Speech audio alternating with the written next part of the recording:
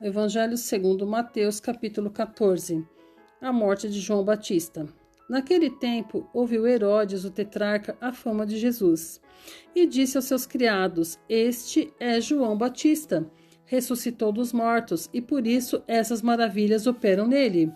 Porque Herodes tinha prendido João e tinha-o manietado e encerrado no cárcere por causa de Herodias, mulher de seu irmão Filipe, porque João lhe dissera: não te é lícito possuí-la.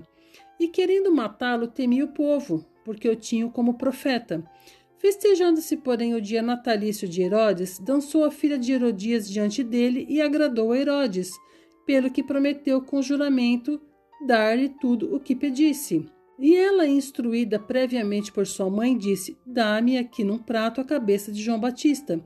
E o rei afligiu-se, mas por causa do juramento e dos que estavam à mesa com ele, ordenou que se lhe desse. E mandou degolar João no cárcere, e a sua cabeça foi trazida num prato e dada à jovem, e ela a levou à sua mãe. E chegaram os seus discípulos e levaram o corpo e o sepultaram, e foram anunciá-lo a Jesus. A primeira multiplicação dos pães e peixes. E Jesus, ouvindo isso, retirou-se dali num barco para um lugar deserto apartado, e sabendo o povo, seguiu a pé desde as cidades.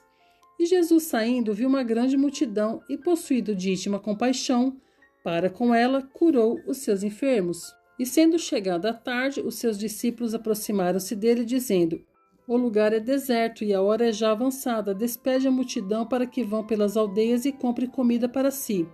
Jesus, porém, lhes disse: não é mister que vão dar-lhes vós de comer. Então eles lhe disseram: não temos aqui senão 5 pães e 2 peixes. E ele disse: trazemo-os aqui.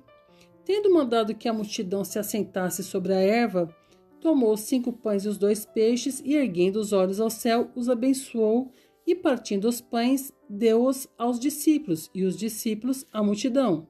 E comeram todos e saciaram-se, e levantaram dos pedaços que sobejaram 12 cestos cheios.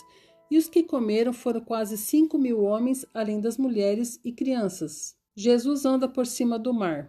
E logo ordenou Jesus que os seus discípulos entrassem no barco e fossem adiante para outra banda, enquanto despedia a multidão. E despedida a multidão, subiu ao monte para orar à parte.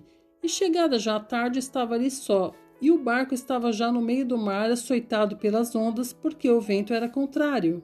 Mas à 4ª vigília da noite, dirigiu-se Jesus para eles, caminhando por cima do mar. E os discípulos, vendo caminhar sobre o mar, assustaram-se, dizendo: é um fantasma, e gritaram com medo.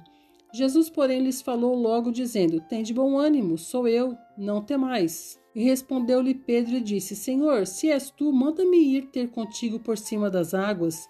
E ele disse: vem. E Pedro, descendo do barco, andou sobre as águas para ir ter com Jesus. Mas sentindo o vento forte, teve medo, e começaram a ir para o fundo. Clamou, dizendo: Senhor, salva-me. E logo Jesus, estendendo a mão, segurou e disse-lhe: homem de pequena fé, por que duvidastes? E quando subiram para o barco, acalmou o vento. Então aproximaram-se os que estavam no barco e adoraram-no, dizendo: és verdadeiramente o Filho de Deus. E tendo passado para outra banda, chegaram à terra de Genezaré.